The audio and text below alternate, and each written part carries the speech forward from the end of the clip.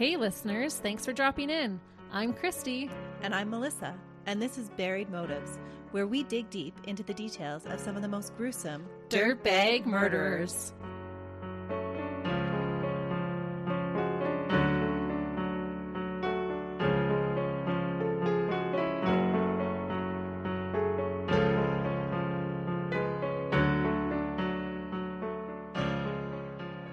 Hey listeners! Welcome back to Buried Motives. We're so glad you're joining us this week.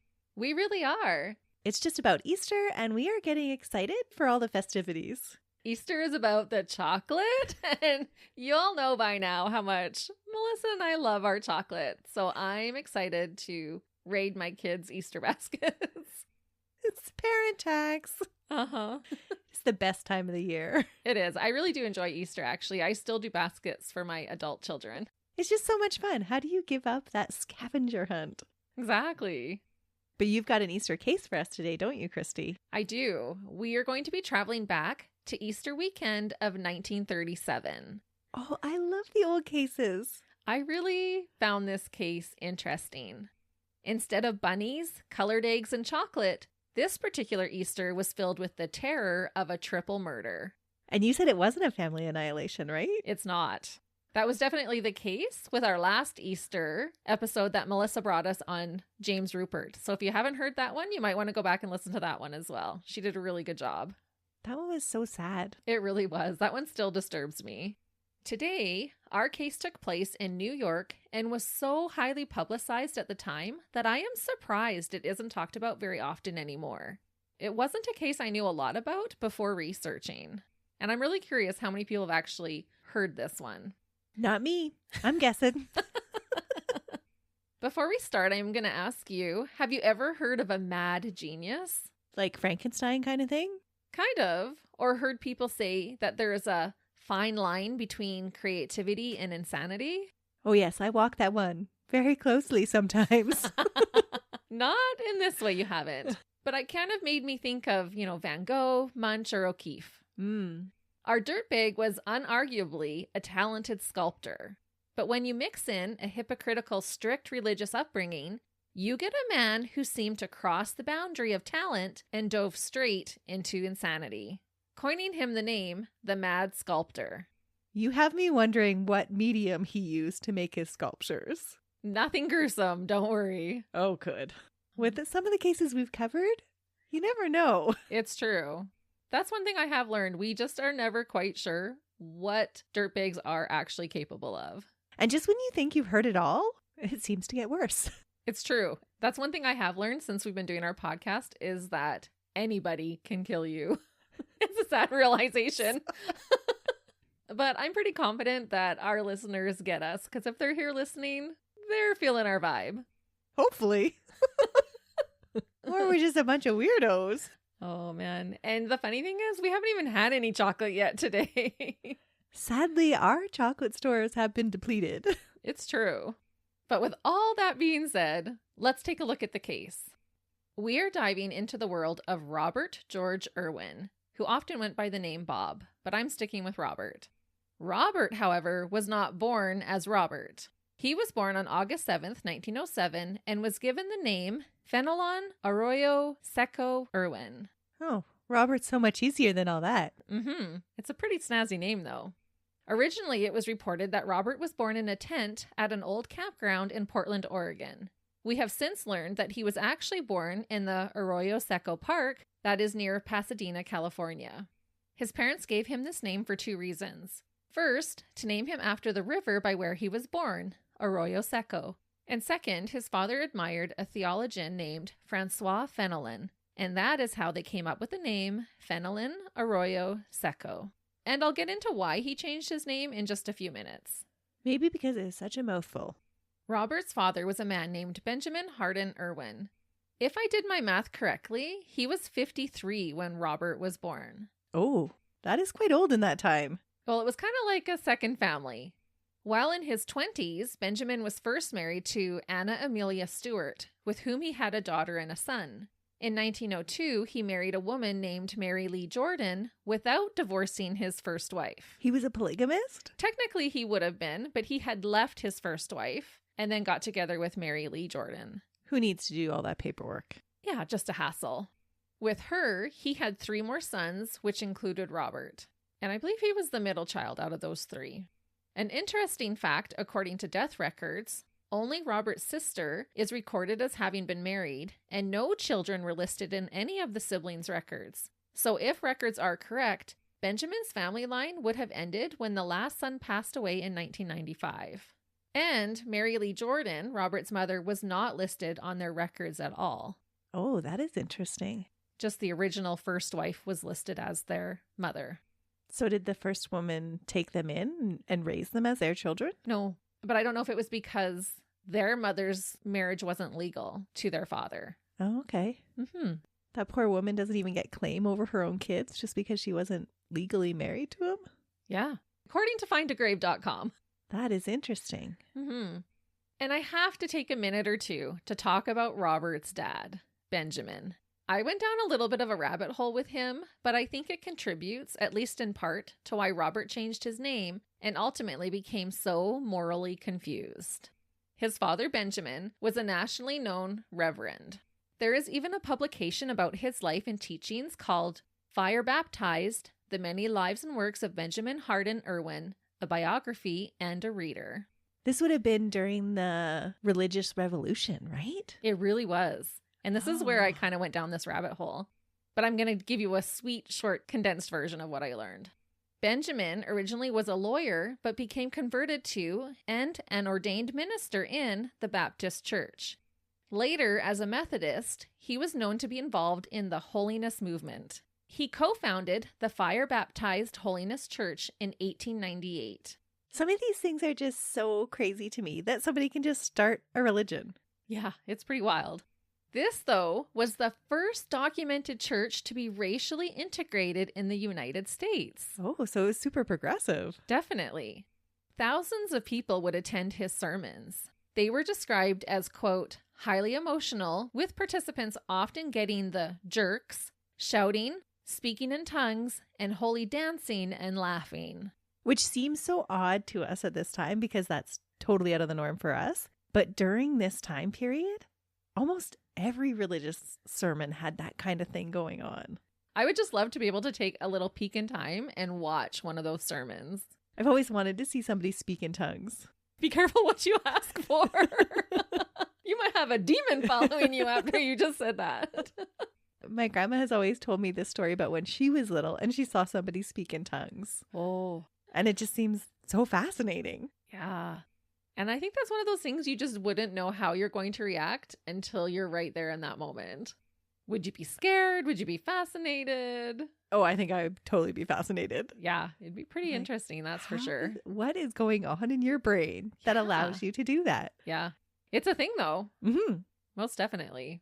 Benjamin was said to be extreme in the rules that he preached to the church, which included observing strict Jewish dietary laws. He also viewed most things as evil, from wearing neckties and jewelry to drinking Coca-Cola, which is kind of funny because at the beginning of Coca-Cola, there was actually cocaine in there. I'm like, maybe he was onto something. It may not be so great. That's what I was thinking in my head. Super delicious now, but back in the day, wasn't meant for regular consumption. It really did put pep in your step, that's for sure. Benjamin's religious history is extensive, and the church did change throughout the years, which I won't go into a lot more details about, but I just wanted to point out how significant Benjamin was in creating this branch of religion. From what I read, it still functions today, but under a different name. And remember when I said that Robert came from a strict, hypocritical upbringing? Was his dad drinking Coca-Cola on the side? No, worse. Oh, no. In 1900, his father Benjamin had to step down as the leader of the church after confessing to, quote, open and gross sin, which brought, quote, great reproach to the church. Like marrying a second woman without divorcing the first? No, still worse. Oh. Apparently, he had been engaging in what we might call business transactions with sex workers. Oh. Not the best look for a reverend. 2 wives weren't enough. No. To make matters worse, Benjamin left his second wife and children when Robert was just a young boy. He never looked back. This left his mother to raise 3 small children in poverty all alone. That is super hypocritical. Yeah, definitely. And left Robert probably a little confused. Mm-hmm. Mary was also a devout Christian and was reportedly devastated when her teenage son changed his name to honor his philosophical idol, Robert G. Ingersoll, a man who was nicknamed the Great Agnostic. This idol's philosophies did not mesh with his family's strong religious beliefs. But you could see if he had that much contradiction going on in his teachings, that he'd be like, just forget it all. I don't want to do any of this. But the interesting thing is that he doesn't just forget it all. And I feel like, as we'll learn throughout this case, he has this inner turmoil or battle between the two. That's not surprising, though, because those teachings that we get when we're small are really strongly ingrained in us. Yeah, they can be cemented in there for sure. So then when we get older and we want to go against them, it's hard to do so. I can see how he would have this inner conflict going on. No, I totally agree. I think that he did. Robert grew up with what is now recognized as some significant mental health illnesses. He was said to be brilliant, erratic, and sometimes violent. He and his brothers had occasional run-ins with the law, and Robert had been fired from various jobs for getting into physical fights with coworkers. The records from this time are not great, but from what I could gather, a family court judge told Robert that he could learn a trade at a state reformatory. Robert took him up on his offer and spent 15 months learning how to sculpt at one of the reformatories. And I'm not sure if he was already there for a crime or being in family court if the judge took pity on him and wanted to give him a free education for some type of skill. I wonder if sculpting was the skill that the judge had in mind when he said you could learn a trade. I don't think so, but sculpting is what he chose. As with many other young sculptors of the time, Robert began to idolize the leading and widely celebrated American sculptor of the late 19th and 20th centuries, Lorado Taft. Lorado Taft was a big deal. He wrote a book about the history of sculpting, and his craft was used as the teaching standard for decades. He also has been credited with helping advance the status of women as sculptors. There's a lot of innovativeness going on in this case. That is often the case you find with artists. Mm-hmm. They're just a little bit more free thinking and progressive, Right. usually. Yeah. But I just really appreciated the interracial congregation and now women being supported as sculptors. And we're not even done with that type of thing. We're going to see more of this. What would have been, as I can only imagine as a dream come true for Robert, was that he was at one time able to live with Lorado Taft and his family. So super neat experience to be able to actually live with your idol.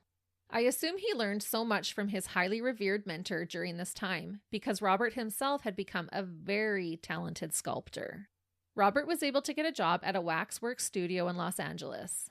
There, he carved commercial busts of many public and prominent figures, including Franklin D. Roosevelt and Herbert Hoover. Oh, I was able to find a photo of his Hoover bust, and it is quite remarkable. And I think it was actually displayed inside the White House at one point. that's pretty impressive. Mm-hmm. From a boy that learned his original art in a reformatory school. Right? But then had this renowned artist as his mentor. Sadly, despite his growing talent, Robert was fighting some seriously dark demons. This was made clear when he attempted to emasculate himself, meaning cut off his genitals with a razor. Well, if your left hand offendeth you, then you cut it off. Exactly. Is that what the quote is? I think it's your right hand, but Something like that. There was a Grey's Anatomy episode on that. that's what made me think of it. So similar. He didn't actually do the job, but he actually did a pretty good job attempting. And so was that the reason why he tried to emasculate himself? I don't know that he was physically pleasuring himself, but it was causing him temptation. Okay.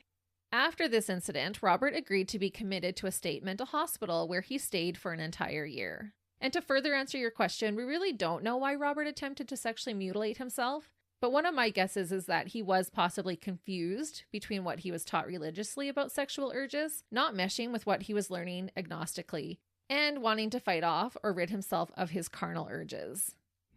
I'll explain more later why I think this. And it is also believed that he felt his sexual urges were getting in the way of his creative abilities and potential. He was getting distracted by them. Yes. I am envisioning him, though, sitting in art class with the naked female form in front of him, And he's trying to sculpt it all. So he's got a hands-on experience of like a woman's form or a man's, whatever his preferences are. And would that not bring about like feelings and urges?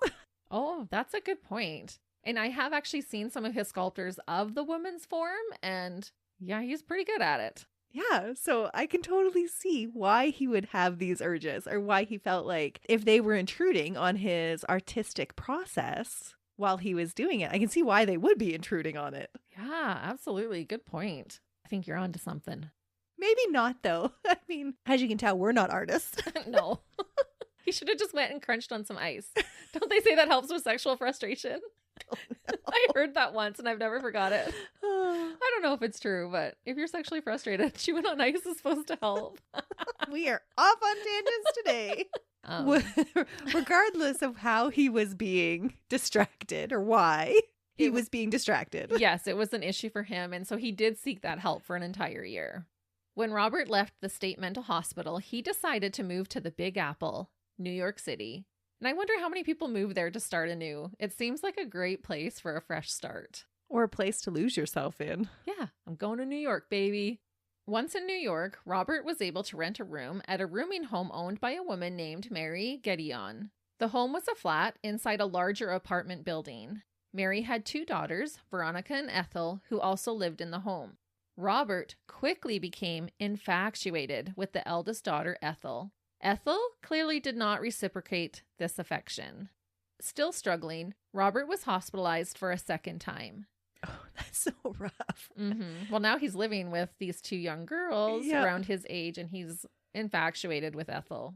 This stay was for 2 years and was at the Rockland State Hospital in Orangeburg, New York. I wish I could have found his records from either one of those hospitals, but sadly I didn't.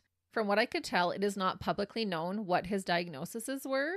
This was in the late 1930s, so I'm not sure how accurate they would be considered with today's advancements in mental health sciences. Understandably, they might have had a hard time in those facilities during that time, figuring out how to best help Robert. And that would have been at a time that there was a lot of different treatment styles going on, too. Yeah, ones that are inhumane to practice now. Certainly questionable ones.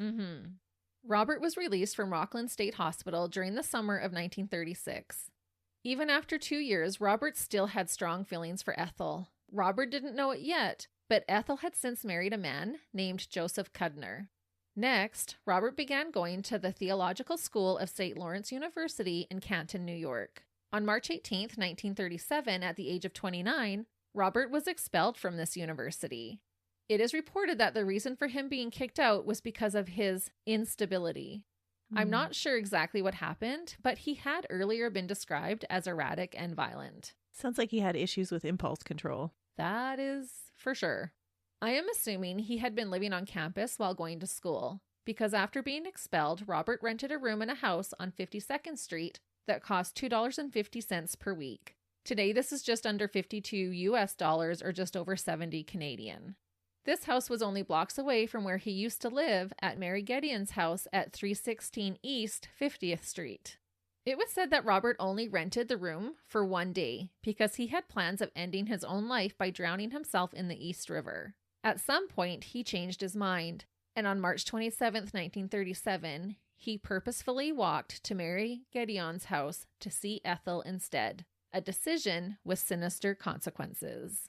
But is Ethel even still living at that address if she's already got married? No, she's not living there anymore because she is married, but Robert doesn't know that. We will go through what happened when Robert arrived at the Gedeon rooming house, but first we're going to fast forward to the next day when 3 bodies were discovered.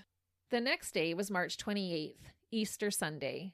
Mary had invited some family members to have dinner at their home with them to celebrate the holiday.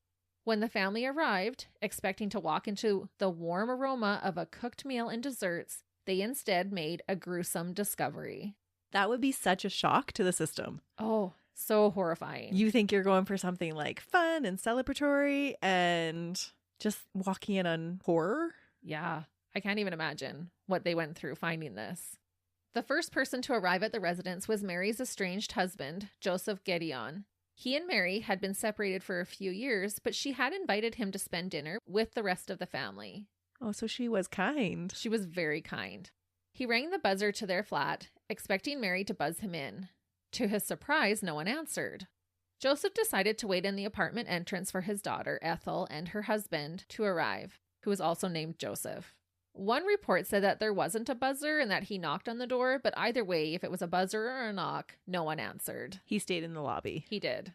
When Ethel and her husband arrived, they tried the buzzer again, but still no answer. Finding this peculiar, they decided to enter the apartment on their own.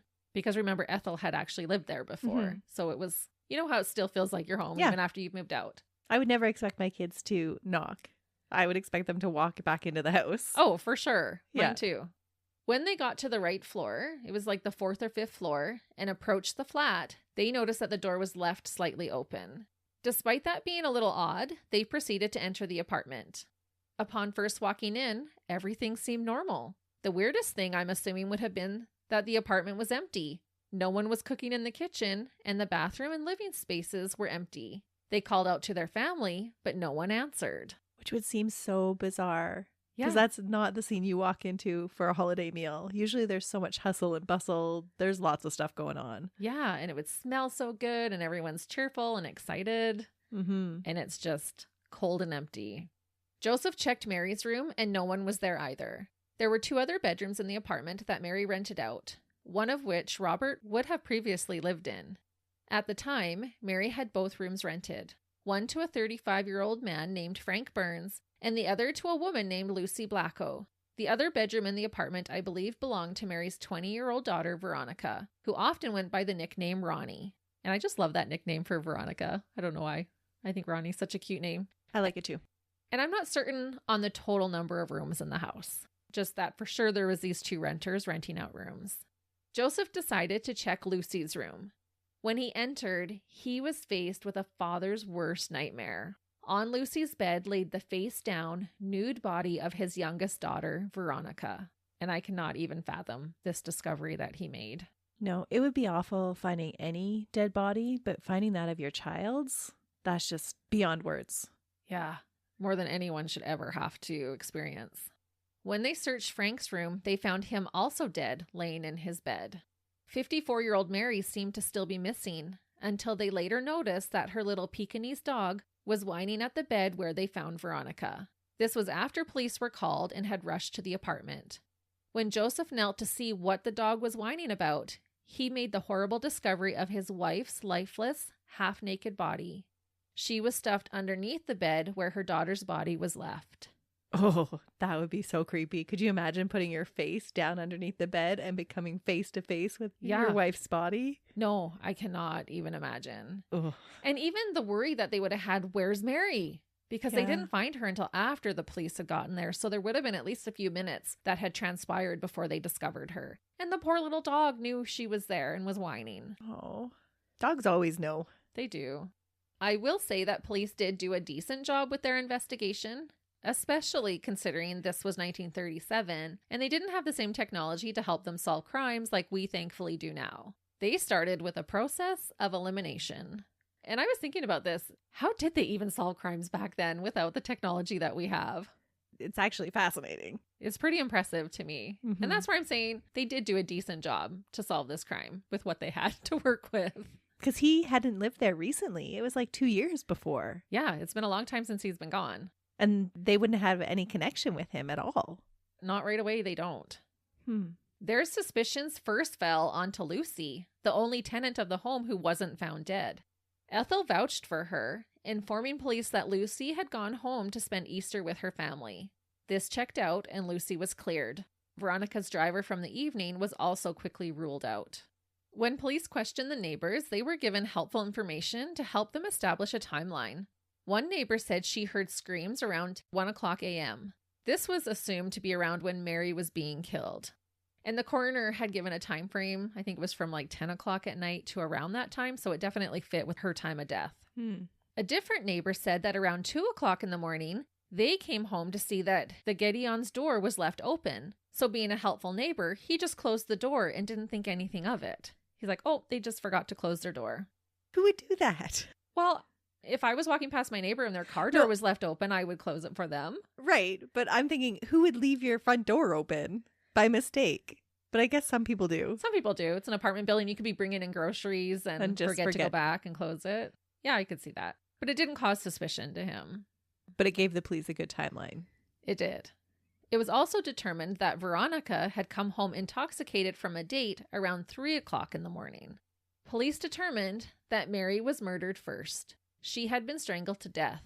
Once dead, she was placed underneath the bed. Next, Frank was stabbed to death in his bed. Frank was partially deaf and wouldn't have heard Mary's screams. He was fast asleep, laying on his functioning ear, and had no idea what was coming. Frank was stabbed 11 times in the head and neck. The life-ending blow went through his ear canal and entered into his brain. Wow, that's a lot of rage Mm-hmm. for somebody that's sleeping and a stranger. Yeah.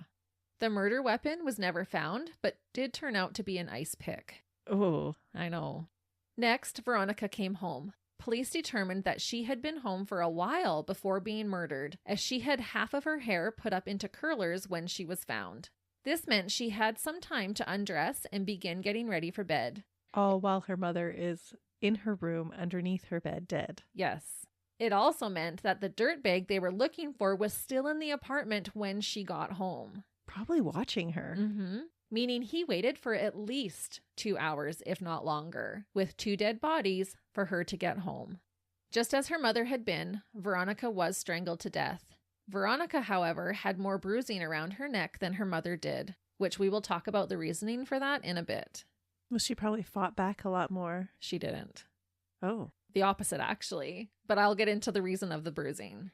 Another telling piece of information was that Mary's dog was known to bark incessantly when strangers entered the apartment. No neighbors reported hearing the dog bark. This suggested to police that the dog was familiar with the attacker. It wasn't a stranger. Shocking that the little dog would still be familiar with him after all that time. Mm-hmm. That's impressive and unfortunate. Yeah.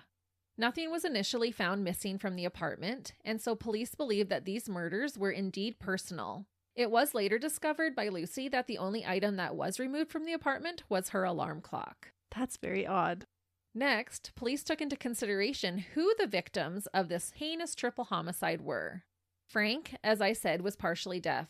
He had recently been fired from his job as a waiter because his hearing had finally deteriorated enough to make it harder for him to hear. One ear was now completely absent of hearing. He had been renting from Mary for a while and didn't seem to be the main target of the attack. He was considered collateral damage.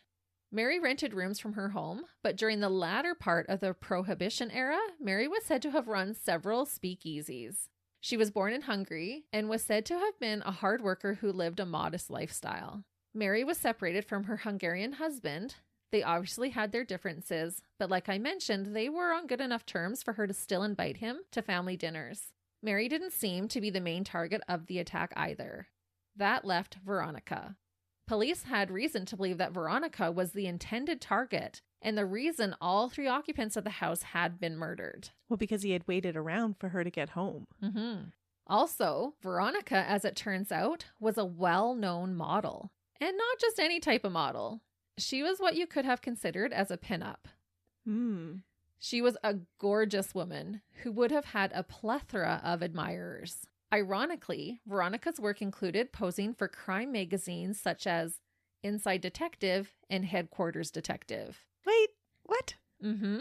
They have pinups in detective magazines? Oh, absolutely. I was able to see some of the pictures. She would be dressed scantily clad or sometimes nude while posing as a victim, being tied up and tormented.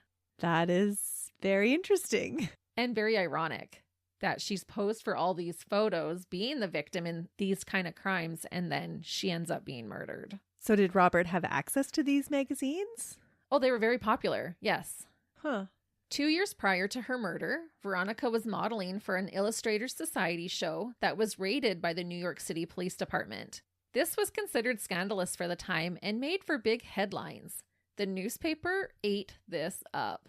Looking more into Veronica's history, police learned that she had been married and divorced to a man named Robert Flower.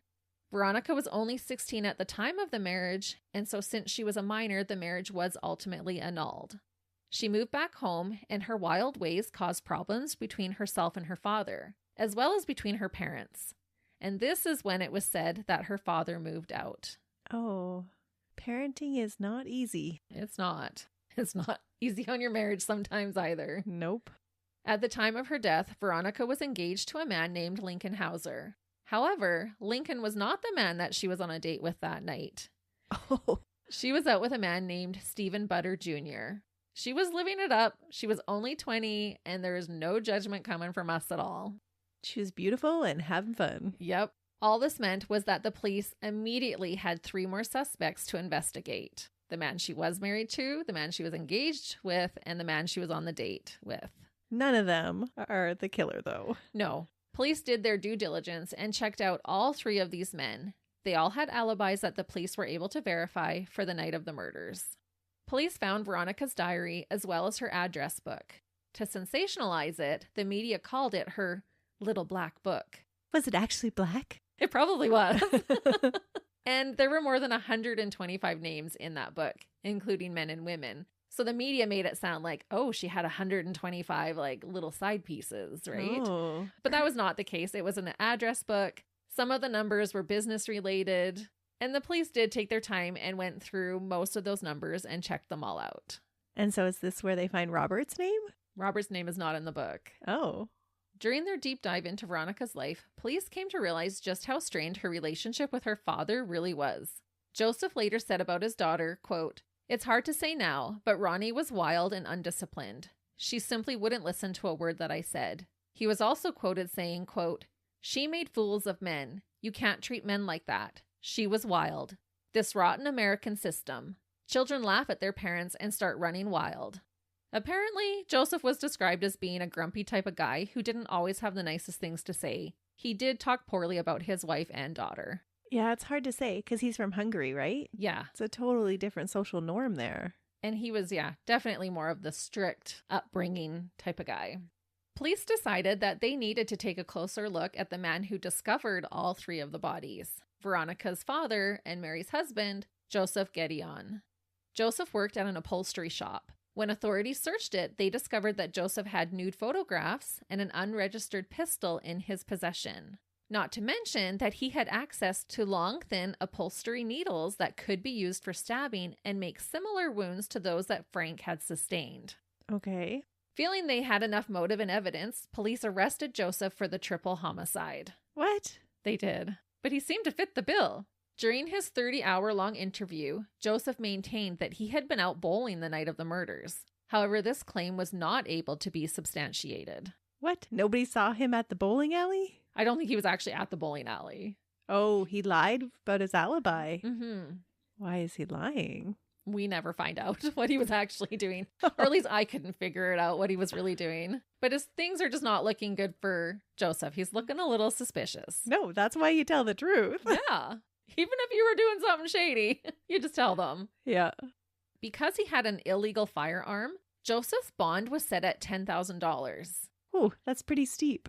Yeah, today, this amounts to close to $208,000 US dollars, or around 283,000 Canadian dollars.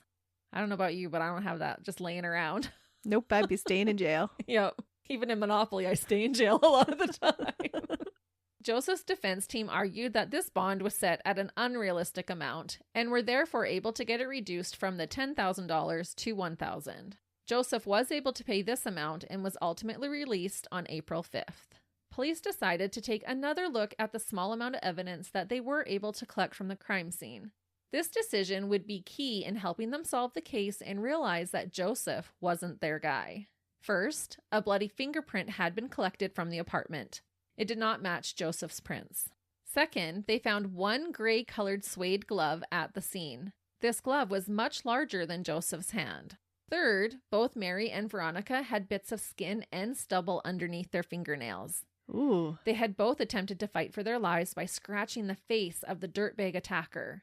And enough to even get their facial hair. Yeah, I was like, good for them. Oh. Joseph had no scratches or wounds to his face when the police arrived at the discovery of the bodies. Fourth, authorities had found 2 carvings made from bars of soap at the apartment. That's how he bided his time while he was waiting for Ronnie to get home. Yes. They decided that maybe they should question if this had any significance to the case.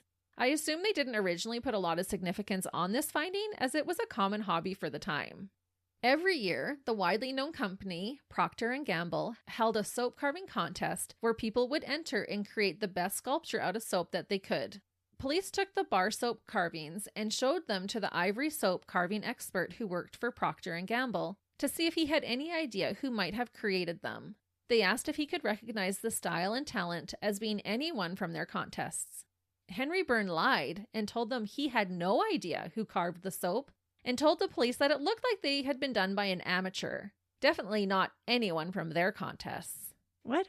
I was able to find a photograph of one of the bar carvings, and let me tell you, it definitely was not done by an amateur. It was this amazing sculpture of a snake woman, which I assume was made to represent Robert's intended victim, Ethel. Henry Byrne later confessed that he immediately knew exactly who had made the sculptures. The style of carving was most definitely done by their last year's winner, Robert Irwin.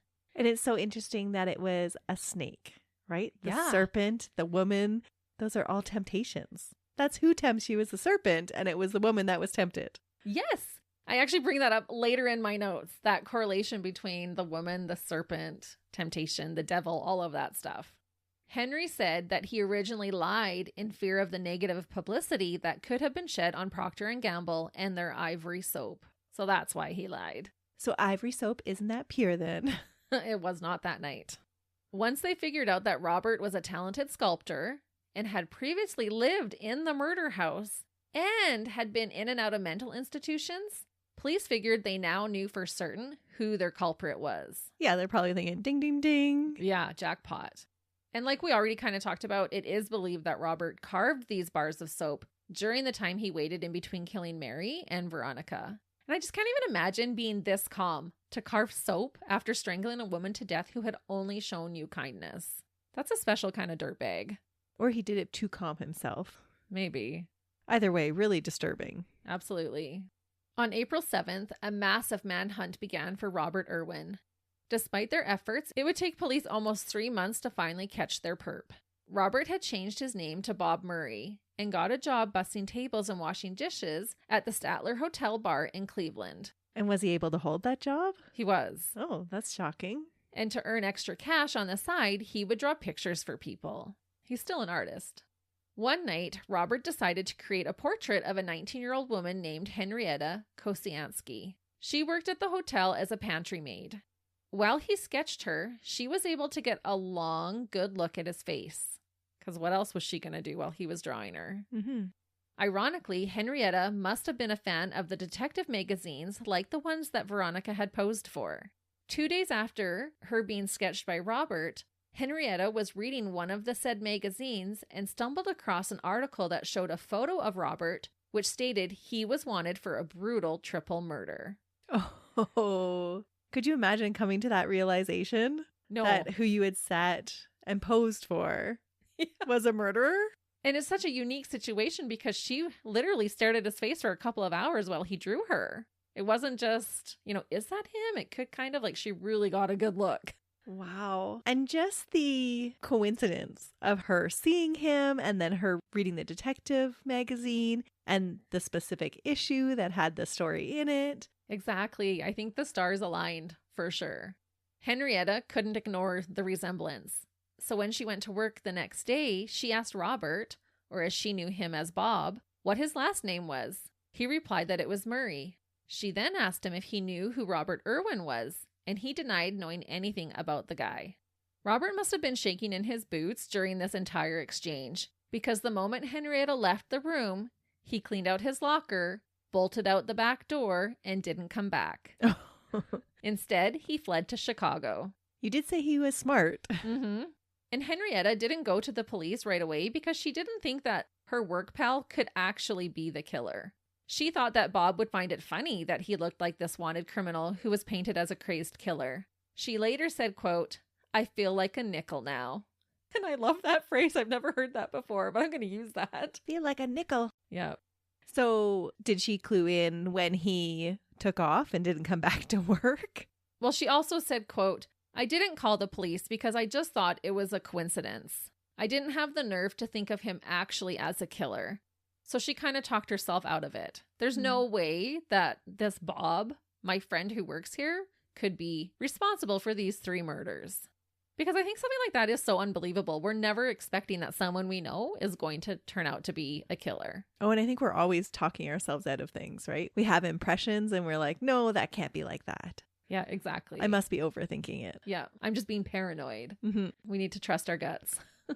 Once in Chicago, after hiding out for a few days at the Morrison Hotel, Robert decided that his days as a free man were numbered and that it would be better if he just turned himself in. Because he's basically like, she saw me, she knows who I am, my goose is cooked. Robert decided to call the Chicago Tribune and give them his confession. The newspaper. Yes. Instead of the police. Yep. That's nice. But shockingly, they thought he was lying and told him to take a hike. Oh, really? Yeah. They're like, yeah, right, buddy. Get lost. Again, it was one of those things that was just done at that time. Yeah. Because Albert Fish sent all of his confessions to the newspaper too. Right. Well, you couldn't tweet something or post it online at that time. So you posted it in the newspaper. Yep. Robert didn't give up, though, and he tried a different paper. This time, the Herald and Examiner. These guys knew a story when they heard it and agreed to pay him for his story. The paper had struck gold. Robert gave them a detailed full confession. To get more bang for their buck, the paper published the confession in multiple parts. And a little fun fact, you can actually purchase copies of the original paper on eBay. After hiding out for a little while later, and after the world knew what he had done, Robert did turn himself into the Cook County Sheriff's Office and was sent back to New York to be prosecuted. 2 detectives escorted him on an American Airlines flight from Chicago to New York.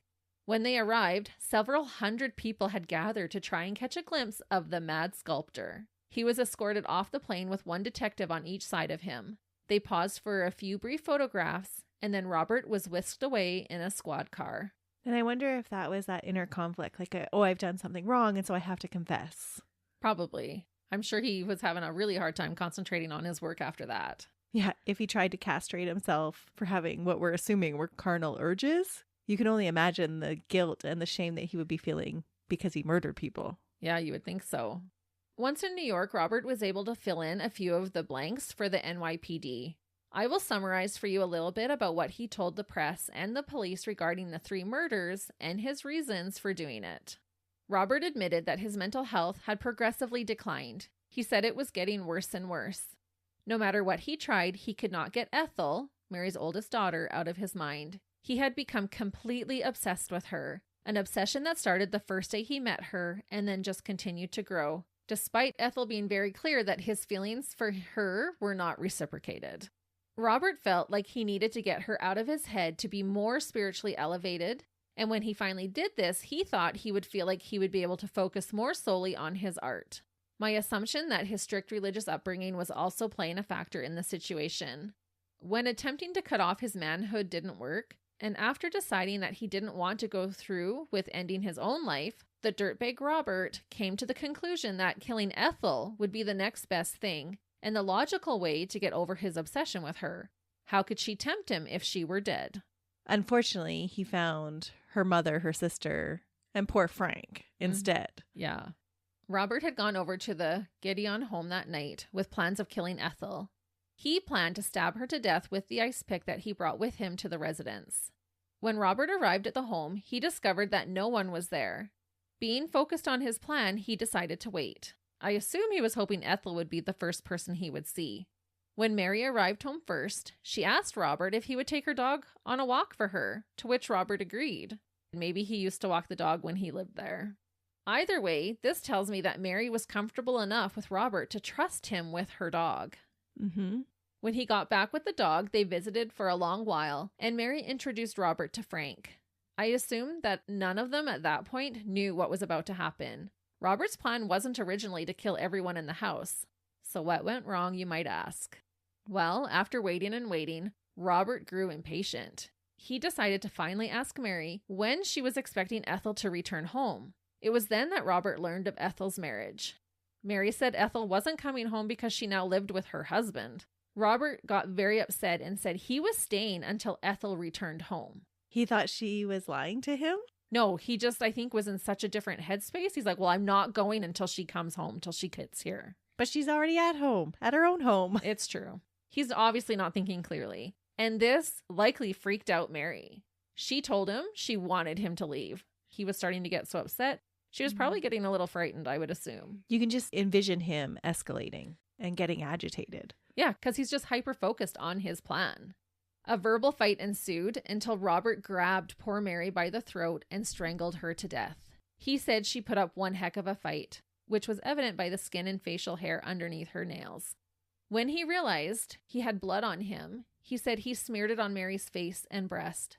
About this moment, Robert said the room, quote, turned blue with death. An interesting take. I've not heard someone describe it that way before. No. And where's Frank during all this? Had he went to bed earlier? He was already in bed. Okay. When she was dead, he shoved her body underneath the bed. Neither woman was sexually assaulted. So perhaps some of her clothing had been torn off while Mary fought for her life. But it's hard to say if he undressed her afterwards, because one report said that her undergarments were removed. Yeah, that's unusual. So to further answer your question about Frank, he was in his room when all of this horror happened and had no idea that his landlady had been ruthlessly murdered just mere feet away from where he slept. Again, to pass the time while Robert waited for Ethel to appear, he said this is when he carved the 2 bars of soap. Hours later, Veronica came home from her date. Robert hid in the dark while she got ready for bed.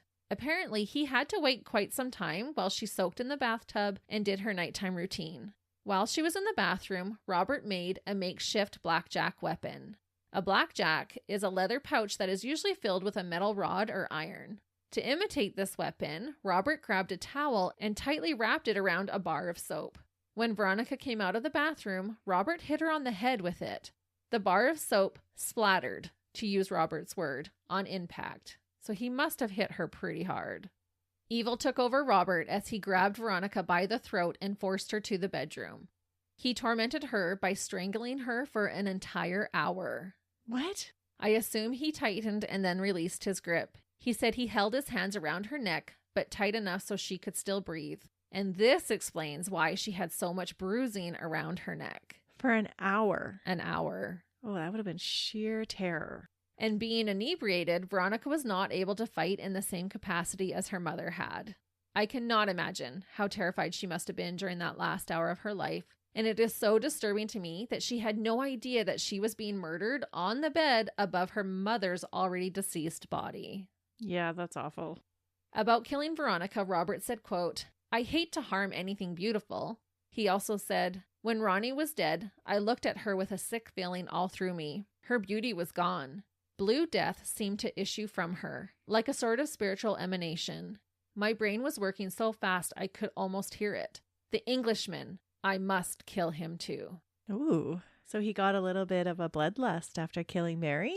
There was just, he said his thoughts were so loud, he could almost hear it talking in his mind that he had to kill the Englishman. And was that to cover up his crime or just that he wanted to kill again? We'll kind of go into that, but he just basically says he had to do it. Police had originally thought that Robert murdered Frank after he killed Mary. However, according to Robert's confession, he killed Frank after he had murdered Veronica. My thought is that he could have worked himself up so much about wanting to stab Ethel that he released his frustrations on a defenseless man that he had just met only hours prior. He wanted a bloody death and hadn't gotten that yet with the 2 women. Robert said that after killing the 2 women, he had to kill the boarder too. He said there wasn't anything he could do and questioned why no one could understand the situation. He said he didn't remember stabbing Frank as many times as he did. So he had a little bit of a psychotic break? I think so. When Frank was dead, Robert cleaned himself up and then started to look around the apartment to try and find something that would remind him of Ethel that he could take with him. This is when he settled on taking the alarm clock, and I believe he also was able to find a few photographs to take with him. Why the alarm clock? That seems so random. I don't know. They did have a modest living, so I don't know. He was just looking around. What can I take? What can I take? Oh, I'll grab the alarm clock. Very random. Yeah, that seems so bizarre. Mm-hmm. There wasn't a story behind it or... No, he just wanted a memento. Okay. And that was the best thing he could find. About leaving the apartment, Robert said, quote, it was morning when I stepped out and closed the door. See, and he's saying he closed the door, but the report was that it was left open a little bit. There was an overwhelming weariness all through me. I was so sleepy. I could hardly walk the short distance around the corner to my room. I went in and dropped on my bed. It was not until evening that I was awakened by the cries of the newsboys below my window. They were yelling about a triple murder. It did not frighten me. I was as calm as I ever had been. I was sure I would not be suspected. I was so sure of this that I did not even take the trouble to move from the neighborhood, not for a week. Wow. Yeah. That's pretty confident. Mm-hmm. Robert admitted that his original plan was not only to stab Ethel to death, but that he also wanted to decapitate her so he could take her head with him and then make a death mask from her face, meaning like making a cast or impression of her face. That is disturbing. Yes. But he was an artist and that's what he wanted, to be able to kind of immortalize her, I guess. Robert obviously didn't make this cast, but he did make a sculpture of her with a cobra wrapped around her neck. And as we were talking about, I found this interesting since Robert had been raised so religiously and the devil is referred to in the Bible as a serpent. Mm-hmm. So she was like his little devil. Or she was the thing that the devil was tempting him with. Yeah. Robert proclaimed that the murders of Mary, Frank, and Veronica were accidents and that he only wanted to kill Ethel. He said, quote, "I loved her. She was the dearest object in the world to me." And they never said what drove this compulsion, hey? It was from like the first day he met her. He just instantly, I don't want to even say fell in love. Like he's even calling her an object, you know, but he just instantly was enamored with her. Obsessed. Yeah. Robert was charged with 3 counts of first-degree murder. Surprisingly, doctors deemed him legally sane during the murders and said he knew exactly what he was doing, despite many doctors who had treated him in the past coming forward to say that Robert was not sane. On one hand, it was said by the warden, quote, "Irwin certainly isn't crazy now. He's as normal as any man in prison." On the other hand, that statement was rebuked by his defense, saying that Robert, quote, "was, is, and will be hopelessly insane. He's crazy as a bedbug." Who knew that bedbugs were crazy? Yeah. It's another one of those 1930s odd phrases. I think so. Initially, Robert tried to plead not guilty in the fall of 1938, but eventually took a plea deal and admitted to 3 counts of second-degree murder to avoid the death penalty. Part of this agreement included a particular pair of pants being returned to Robert that he had left at Grand Central Station in a suitcase in 1937. What? So I'm thinking this just speaks to where his mental state is at. He just got hyper-focused on this pair of pants that he had lost. And he's like, I will give you my full confession to second-degree murder, but I want this pair of pants. And so they went and got him the pair of pants. Yeah, from what I could tell. I didn't find anything saying that they couldn't find him the pants because he does confess. The rock star of a judge who handled this case, Judge James Wallace, sentenced Robert to 139 years in prison, with eligibility for parole in 2031. Wow. Just a few years from now, Christy. I know. We're not even there yet. And if he did make it to 2031, he would be 124 years old. So a life sentence. Yes. The only thing I found puzzling about his sentencing was the time he got for each victim. Frank's murder cost him 99 years, while each woman only cost him 20 years each. Was this because of the brutality of Frank's murder, or was it seen as more heinous to murder a man in 1937? That is interesting. I'm kind of thinking it's the latter. Yeah. Because he was a man and the other 2 women were only worth 20 years each. He had more value. I'm assuming. I don't know. It was just worth noting, I felt like. Robert went to Sing Sing prison to be psychologically tested. He was ultimately diagnosed with schizophrenia and was said to be, quote, very definitely insane, and was then sent to serve the rest of his sentence in state prisons for the criminally insane. He arrived at the Dannemora State Hospital on December 10th, 1938. Robert died of cancer at the age of 67 in 1975 and was buried on the grounds of the Metawan State Hospital for the Criminally Insane in Fishkill, New York. Which I always find is so interesting too when no one claims the body and they just get buried there. Before I end, I have a few interesting facts and updates regarding this case. First, no one would rent the apartment where all the murders had taken place until a man named Sidney Pilley agreed to rent it. He said he wasn't superstitious and it didn't matter to him what happened within those walls. Oh, he's so getting haunted. Well, on August 1st, 1940, police arrested Sidney on pornography charges. As police were hauling him away, he told them that he forgot to turn off his gas stove. He's like, hang on one sec, I'll be right back. Police allowed him to run back into the apartment to shut off the gas. Once inside, Sidney jumped out of the kitchen window to the ground below, killing himself. What? Yes. He's like, I'm not going to jail for pornography. I'd rather die, and jumped out his window. Wow. In 1960, the whole building was torn down and has since been replaced with another building. And that did make me wonder, would you rent an apartment where 3 people had been viciously murdered? Or buy a home where a mass murder had taken place? I feel like we've had this conversation before, and I think I would. If it was a good enough deal, you can clean, you can renovate. It's true. The ghosties aren't going to come get me. I'm not the one that murdered them. But then I think of like The Conjuring, and I'm like, I don't know. I go back and forth. Part of me is like, oh yeah, who cares? It's just a house. But then another part of me is like, The part that watches all the horror movies. Yeah. You're going to get possessed by a demon, or your husband's going to and murder your whole family. I'd be game for it. Okay, I'll find the good deals and pass them your way. Second, Robert's case caused legislators to examine how people with mental illnesses were being treated and dealt with. Oh, that's a good thing. Allegedly, many top doctors lost their positions for allowing Robert to leave the mental health facilities that he had been treated at prior to the murders. This case initiated needed changes in New York psychiatric law. I can see that happening because he wasn't out of the psychiatric unit very long when he did murder these people. It's true. And this is another one of those innovative moments in this case where it actually helped to change the law in New York. And it's going to continue to do that.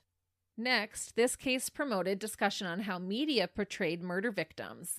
It was recognized that Veronica had been villainized in the media because of her racy career and actions, and was being victim blamed instead of being treated like the victim that she was. Veronica was kind, intelligent, and a happy person. This was not reported. And Mary and Frank had barely been in any of the headlines at all. Newspapers were using partially nude photographs of Veronica to sell their papers. The editor of Inside Detective tried to fight this by publishing an article about who Veronica really was. And I thought, good for him. Mm-hmm. Unfortunately, we still see this today. How many times is it asked, well, what was she wearing? Or how much did she have to drink? This case also made officials examine how the sensationalism of this case ultimately resulted in a known murderer being paid by the media to confess. He got paid a hefty amount. Which is like a great big no-no now. Yeah. Lastly, and this is an important one, this case changed how jury members are chosen in the state of New York.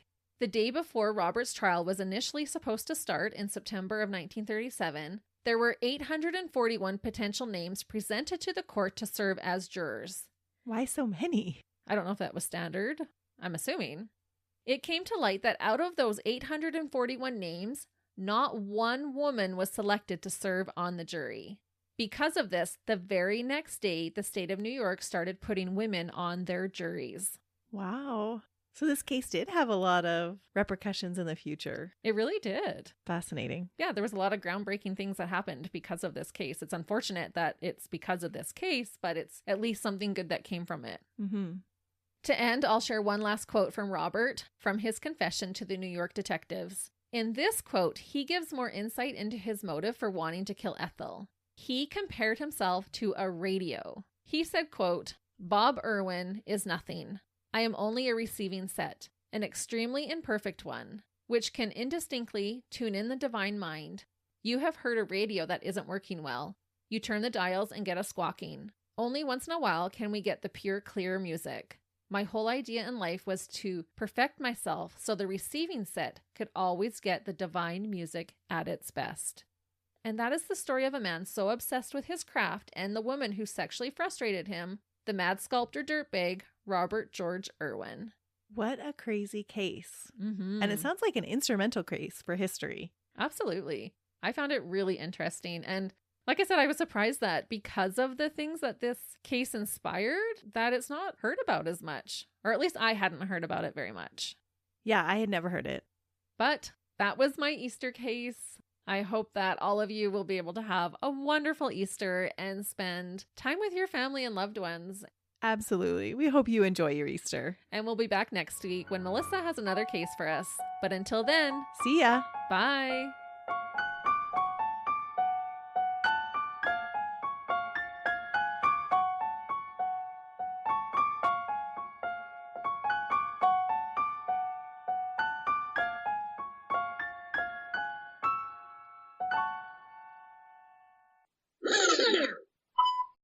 Hiccup, go away. I want to hit the door, but I don't want to move my mic. Here, throw this pen at it. But you need a pen for your I have another one. Okay. So mean. It's that not wasn't as Christy. mean. I heard them tormenting a cat. It's not as mean as us having to edit the meow, meow. I know. Oh. Anybody can kill you. What a way to celebrate a religious holiday. Talking about murder. Okay, we are wild. We are. Is this the guy that had the shoe fetish that led you down that rabbit hole? No. No. Shh, quit telling my secrets. Well, at least I didn't say the underwear fetish because that one's even weirder. Just to be clear, I do not have these fetishes, but was telling Melissa how you can earn money from people who have these fetishes. Apparently, he had been And so then even when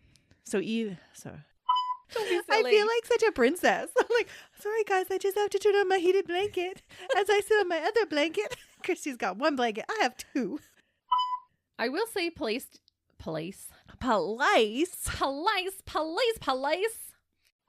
Dive into Veronica's life. Polisa. I can't say police today. Just start calling them Guardy. Yeah, the Guardy. The Popo. The coppers. Which isn't a big surprise because Because you get distracted by your sexual urges all the time. That's not what I'm talking about, Christy.